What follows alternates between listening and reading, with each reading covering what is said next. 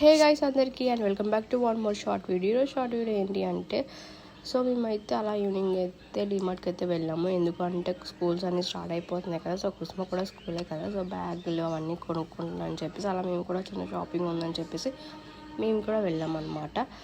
So నేను వచ్చి చాలా డేస్ అయిందనమాట డిమార్ట్కి.